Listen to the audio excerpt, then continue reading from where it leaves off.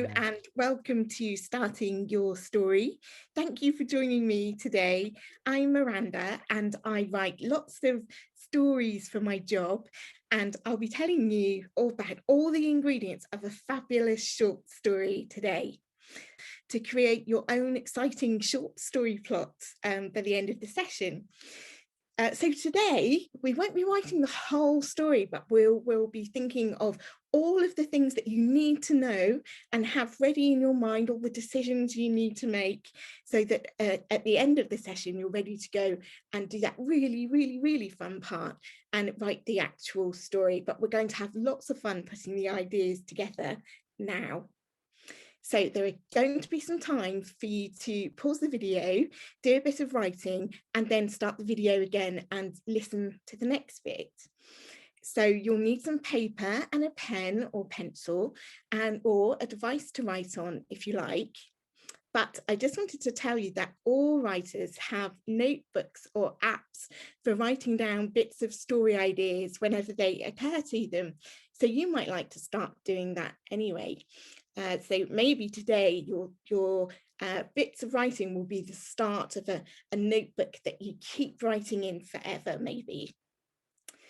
So when do you have ideas to write in your notebook? Well, all the time, really. You might have an idea when you're going for a walk or having a bath, or even when you first wake up in the morning. But the key thing to do is to write it down before you forget your idea, because they come and you think, oh, that's such a good idea, I know I'll remember it, and then later you might not remember it. So it's always a really good idea to write them down as soon as you can. You might have an idea for a character, or you might have an idea for a place that you'd like to set your story, or it might even be something funny's happened to you and you think, oh, that would be a funny thing to happen in a story. So there are lots of different types of stories. There are funny stories, exciting stories, fairy tales, scary stories, and I'm sure you can think of lots more as well. But they all have some things in common. For instance, they're all about something. All stories are about something. We'll come back to that again shortly. They all have characters. I'm sure your favourite stories have got characters that you love, and they all have a location, a place.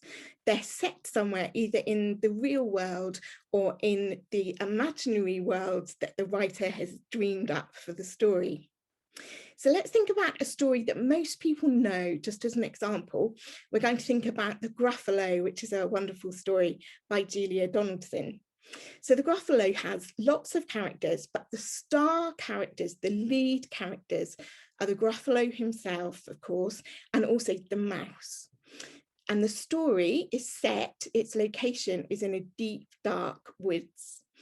And the story is about the tiny mouse who uses his cunning to outsmart the animals he meets who want to eat him, and the Gruffalo too at the end.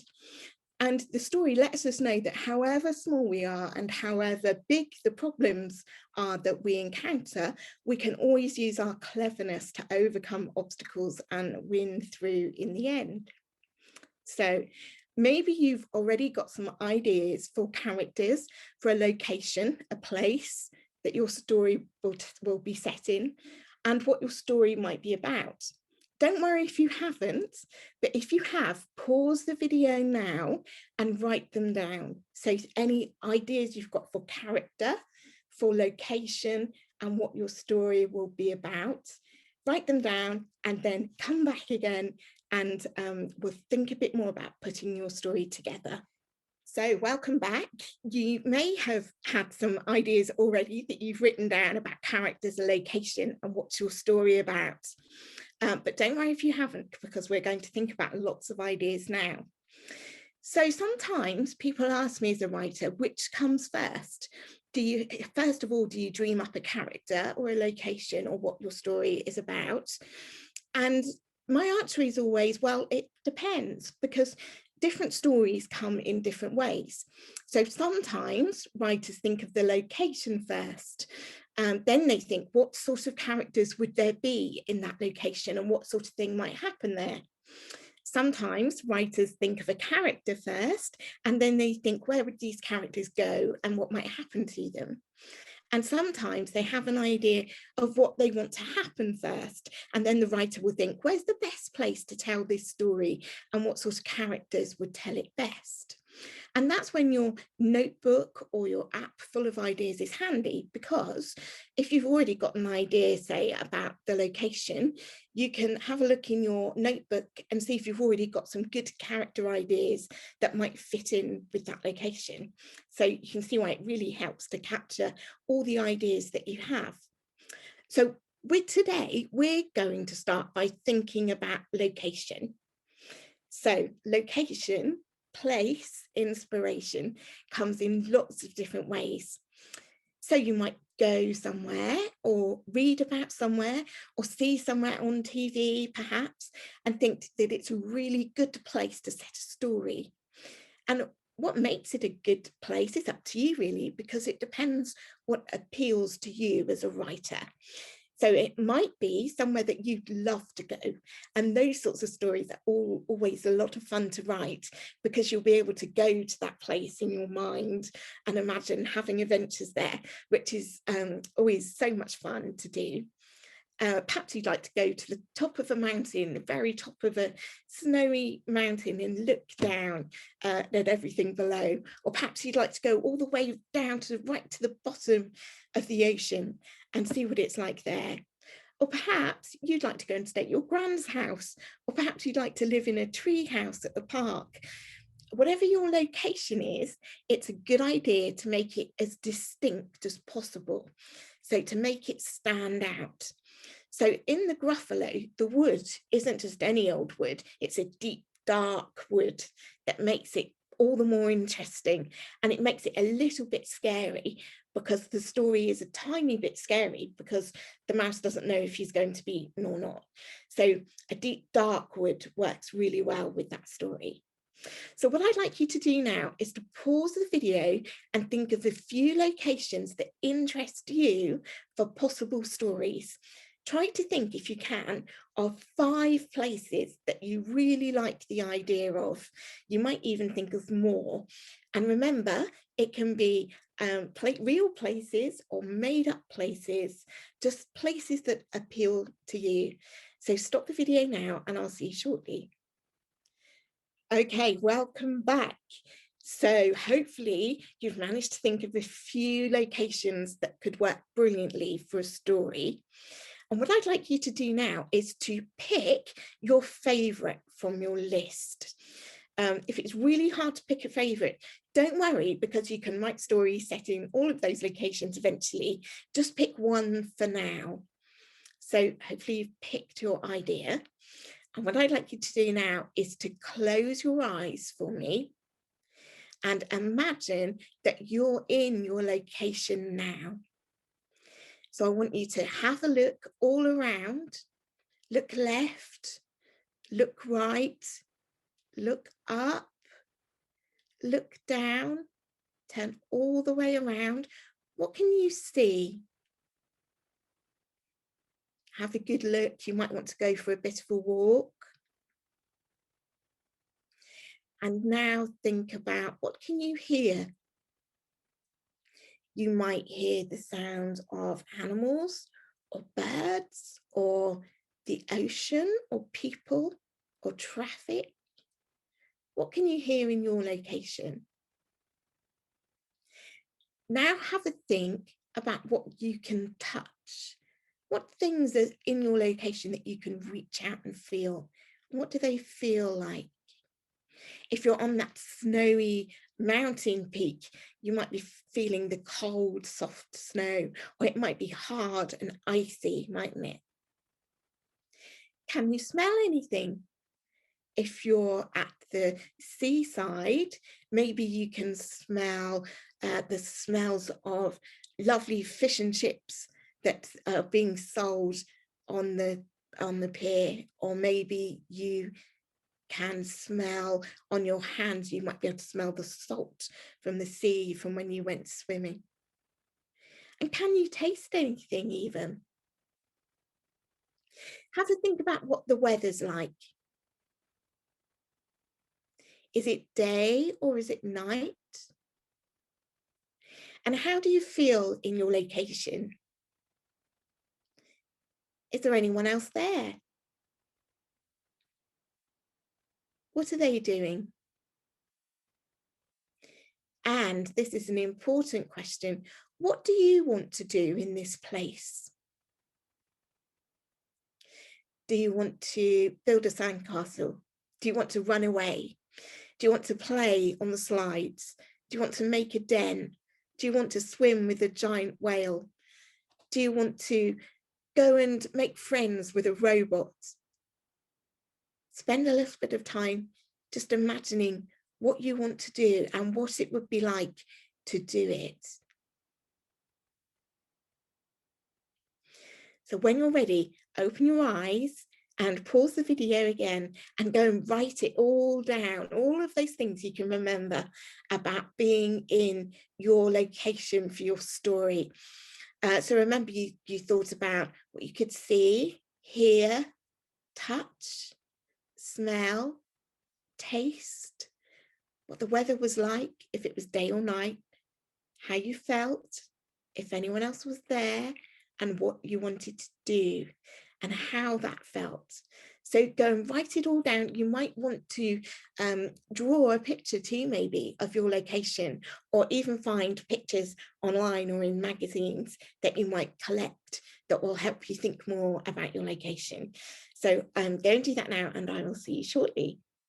So welcome back. Hopefully you've had lots of really strong ideas about location, and your location is becoming really clear in your mind as a setting for your story. Now we're going to move on and think about characters. Now, characters are really important because they're the main thing in your story that your readers are going to latch onto and hopefully love. So when you talk about your favourite stories, I bet you talk about the characters the most. And the characters should make decisions and do things, take actions in the story, and that should move the story along. So we'll talk a bit more about that in a second, about how to move the story along.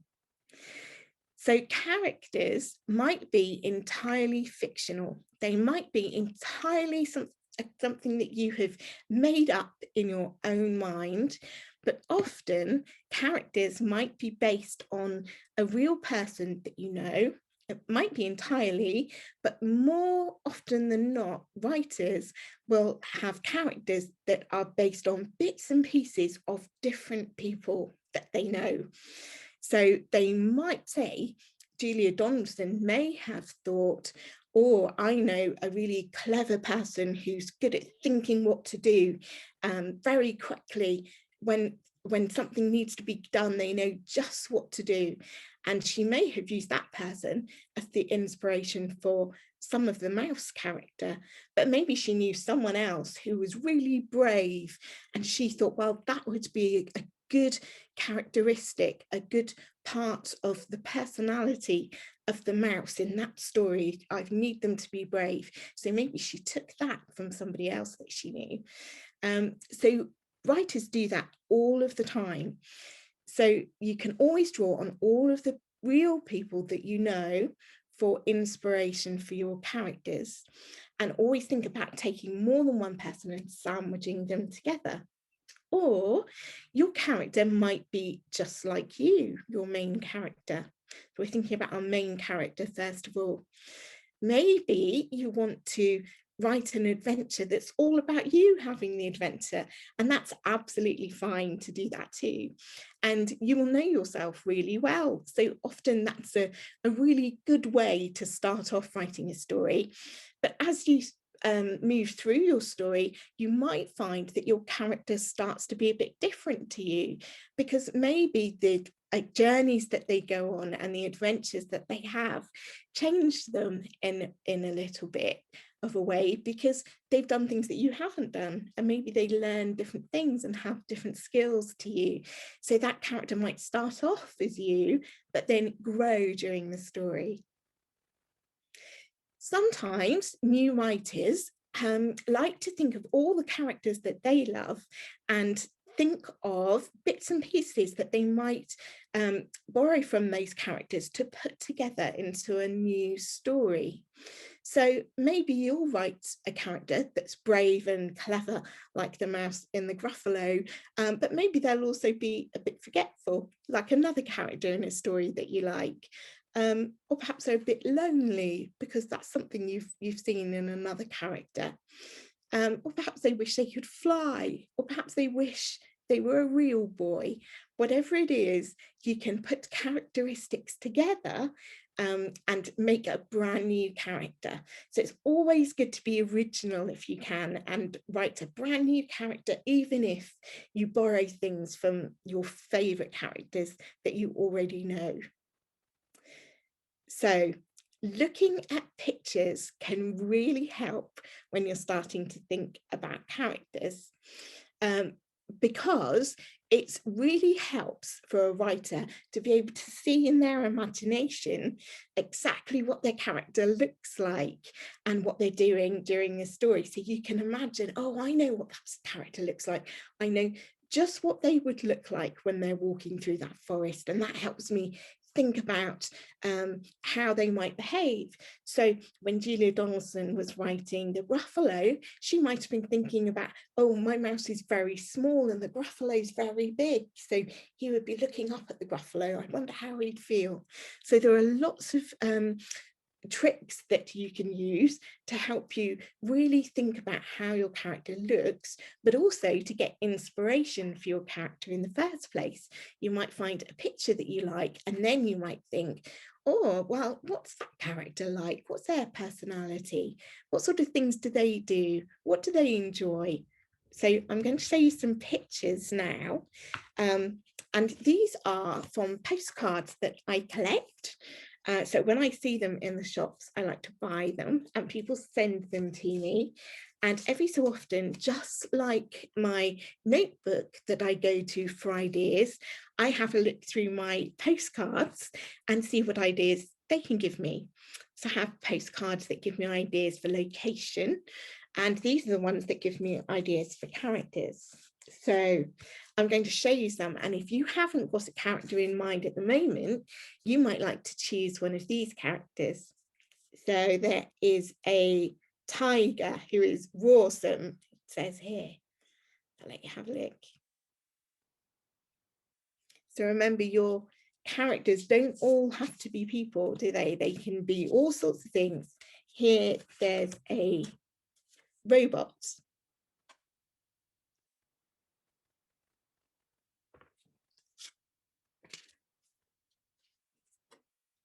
Here there's a grown-up and two children swimming.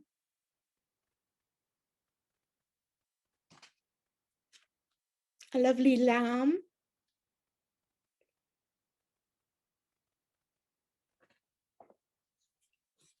A princess.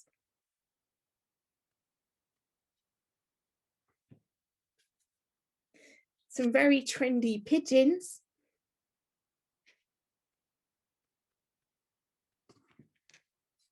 The Loch Ness Monster.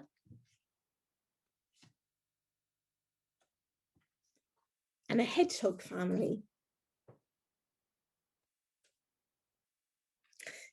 So I recommend looking for pictures, and you can find them online or in magazines as well, and in photo albums if you've got them at home, or your family might have photos on a laptop or on a phone that you could look at, and those might help you with inspiration for your characters.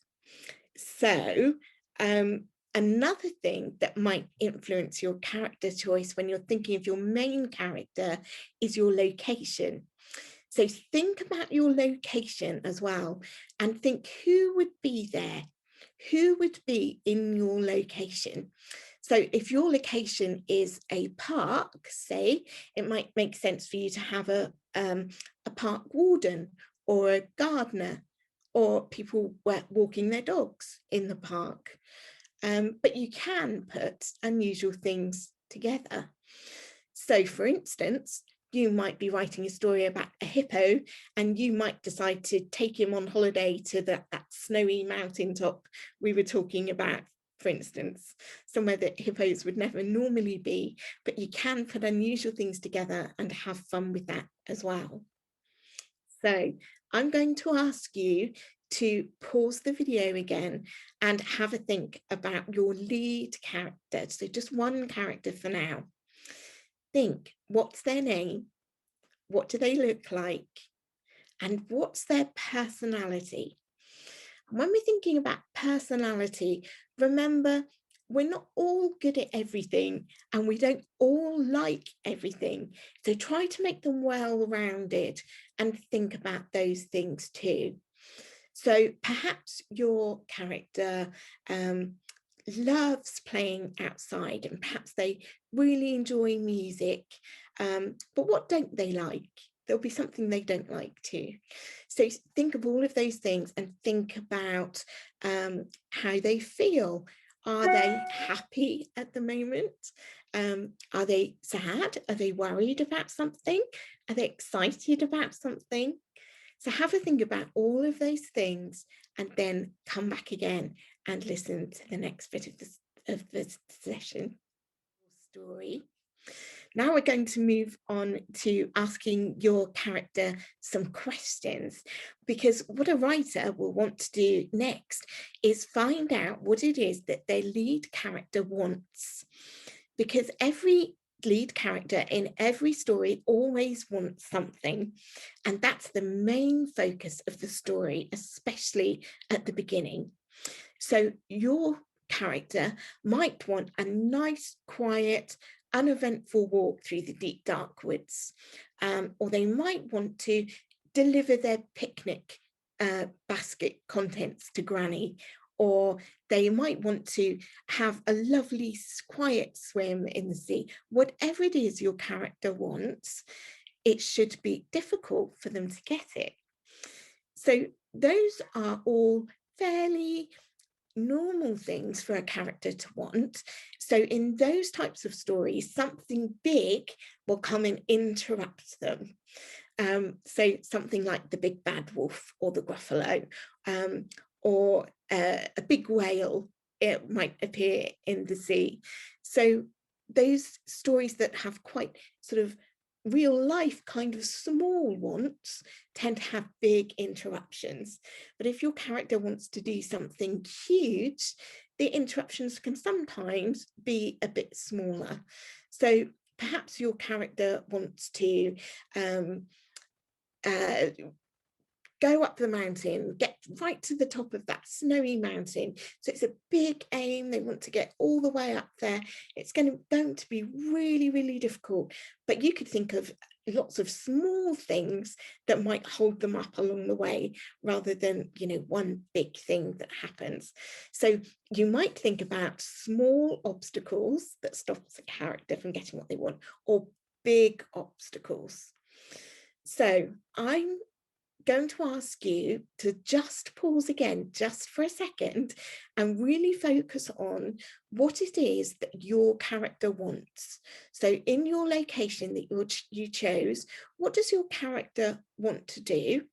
And what might they try to get what they want?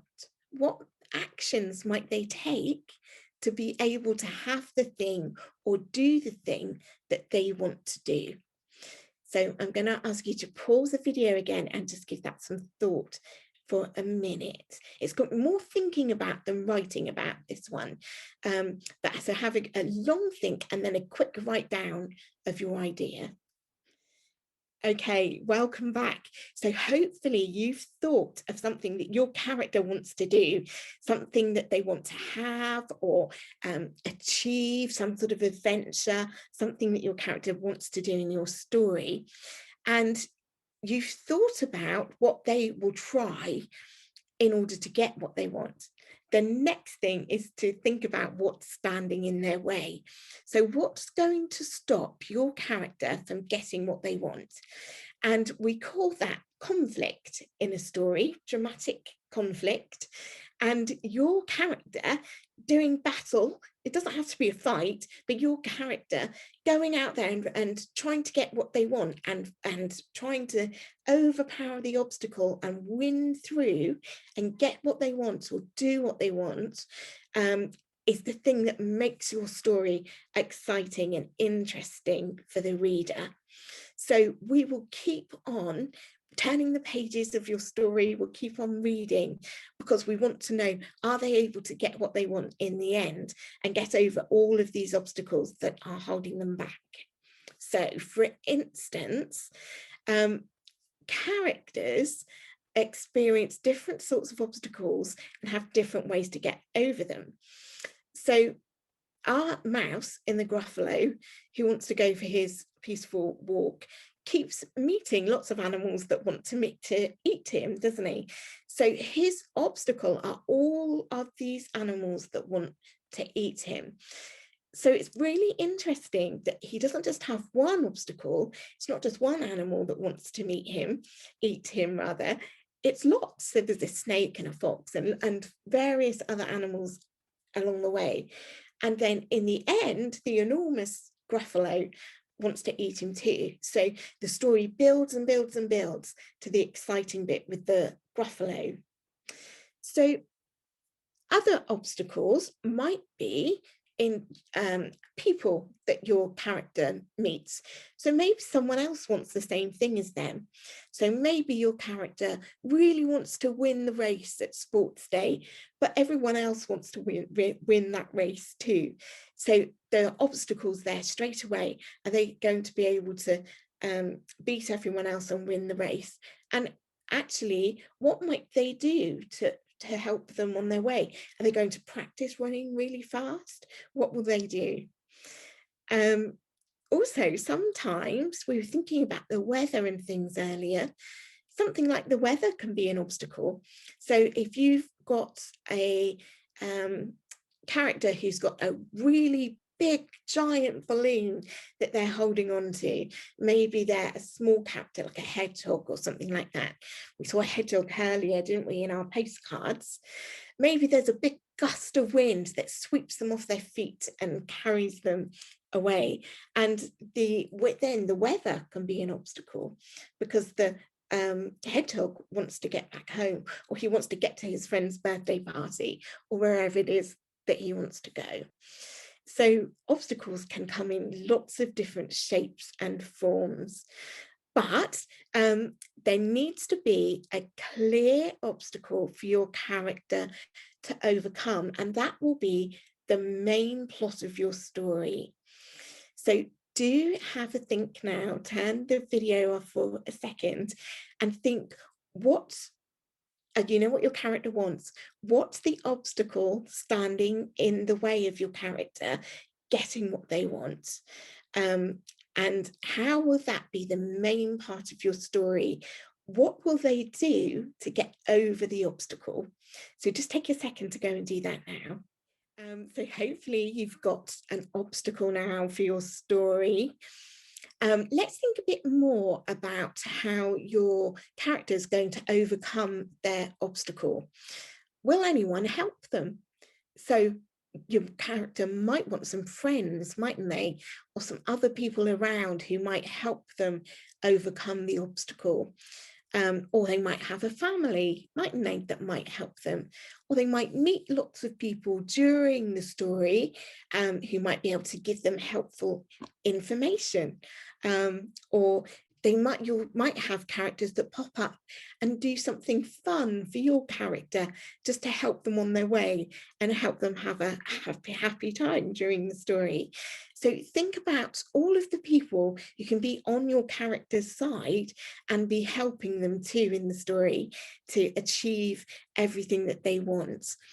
Now, if your character is going to have another one or two best friends, perhaps, or even one or two people that are going to be their obstacle that they're going to be trying to overcome to win the day in the story, do have a good think about their personalities too, just in the same way as you did before when we were talking about your lead character, so that your characters can be fully rounded and you can put them in the story together. But one tip, it's always good not to make them too similar to your lead character. So make them a little bit different, just to add more interest. And especially if the characters are going to be battling things out between them, make sure that they're really different then, and that will work really well in your story. So the end of your story. So what happens at the very end is that the obstacle is overcome and your lead character wins the day if you're going to have a happy ending to your story. So that's exactly what happens in the Gruffalo, isn't it? The little mouse outfoxes everyone for the end of the day, including the Gruffalo. But if you don't want a happy ending to your story, maybe your character doesn't win the day, and that might be a bit of a sad ending. Or maybe your character doesn't win the day, but they find out that's all right. So maybe your character is second or third in the sports race, but they realize that the thing that was fun was taking part, and they're not upset that they didn't win, and they're happy for their friend who did win. So stories can have lots of different types of ending, but they should always end with whether or not the obstacle has been overcome. And my favourite stories are always where the obstacle is overcome and it's a happy ending. But I will leave that up to you because you're the writer of your own story. So then, once you've made all these decisions and you've got a plan, you can go and do the fun part, which is actually writing your story. So you know what's going to happen, so you can let your imagination go free, and you can write lots of wonderful extra details that occur to you. You might put those in your plan first if you want, or you might just write them in when you start writing up your story properly. So you can put in lots of wonderful fun details all about your story and your character, and we haven't talked about dialogue at all. So all the magical ways in which your character can speak and communicate with other people, all of that will come once you start to write the story, because you will know your plot, you'll have a plan, so then that frees you up to have fun with the rest of it. So be magical, or be funny, or be scary, or be whatever it is you've decided your story should be, but go for it. Really go for it. Let your imagination free now. You've got a plan, so you know what's going to happen, you know it will be all right, and just really go for the storytelling part and have a fantastic time writing it. Now, if you're writing for a competition, perhaps, do make sure that you know what the rules are, because sometimes it tells you how long your story should be, so make sure you know how many words it should be. Sometimes it will tell you a theme even, so make sure if it's got to be, say, something that's got to be set on, I don't know, in the Cotswolds, make sure your story is set in the Cotswolds. And also, you want somebody to listen to your story or read your story for you and make sure that they understood the whole story and they knew what was happening.